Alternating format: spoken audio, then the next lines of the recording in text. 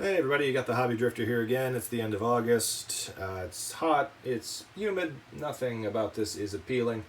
I put out a call to my friends on Twitter for suggestions for commentary videos to do while I've got my setup out, and somebody asked me if I had been to any arcades here in Japan. And yes I have. I've been to many arcades here in Japan, mostly in Kyushu, Tokyo, and Hiroshima.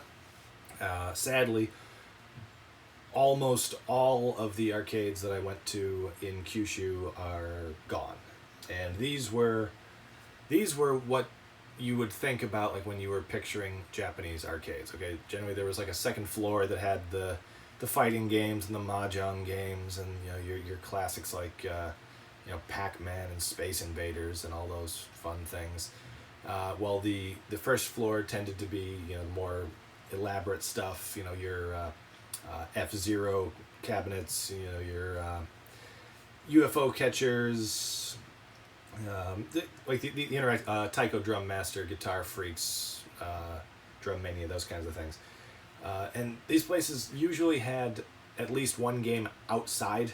So you could be walking by like in the shopping mall or whatever, and you just have like Taiko Drum Master, Taiko no Tatsujin outside, and you could just stop in, put in 100 yen, play your 2 or 3 songs, whatever they allowed you to for that particular machine, and go on your merry way. Just little break from your day. And like I say, unfortunately, those places, all of those places in Fukuoka, are gone. The only ones I know there are still there are like the big chains, Sega Land, Taito Stadium, and those kinds of places, which are fun. They're all very standard with they've got a few sit down cabinets, racing games, tons and tons of UFO catchers, and prize machines, things like that. And don't let me put you off of places like Taito Stadium and Sega Land. They're totally fine. But it was like the older, independently owned places that I really am nostalgic for. There was a fantastic place in Kanagawa that just unfortunately closed earlier this year, and it was modeled after like a Chinese town, and it just had a ton of cool stuff. There was a corner with retro stuff, like the original gigantic Darius game. They had the original Street Fighter with with like the punch buttons, Gauntlet, all of those like really fun old school cabinets. Then they had all of the newer stuff, your DDRs and things like that. The top floor had like billiards and darts, and it was a fantastic place to go. It was called the Warehouse in Kanagawa, but I mean, you took one step inside this place and you realized this must be costing them a fortune. It was this gigantic, like 5-story building that looked like a warehouse. I mean, I took many people there not knowing what they were in for, and there's a moment where you go into this place and you're like, where the hell is this guy taking me? And that's how I learned about it. My friend Caleb from Indiana took me. I'm like, what the hell is this place? And then when you get up the escalator and it's an arcade. And yeah, sadly that place is now gone, and I doubt we'll ever see anything like that again. But here in Tokyo, I mean, there's still plenty of good arcades.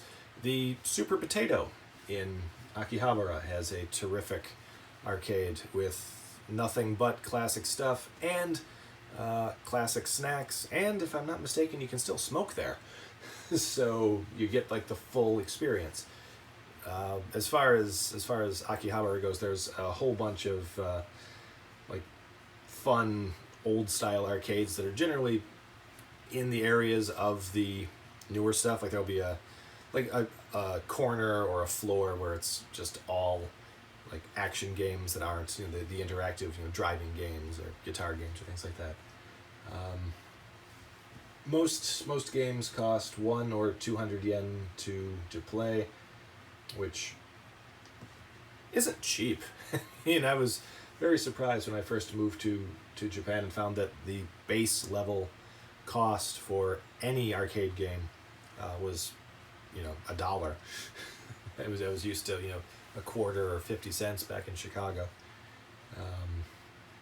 but I don't have a whole lot to say about arcades in Tokyo or in Japan in particular, except for to say that yeah, there aren't as many as there used to be, and that is kind of sad.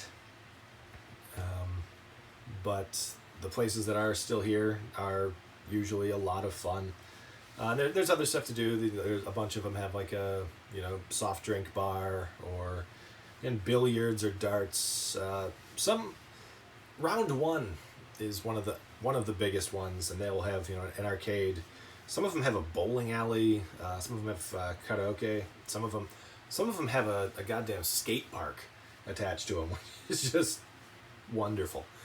Um, yeah, if you're here and you're looking for an arcade to drop a couple of bucks at, I would definitely recommend Round One, followed probably by the Namco places, then Sega, then Bandai, or not Bandai, then Taito, and actually Taito, Sega, and the other ones are kind of interchangeable. But yeah, definitely hit up your Round Ones when you see them.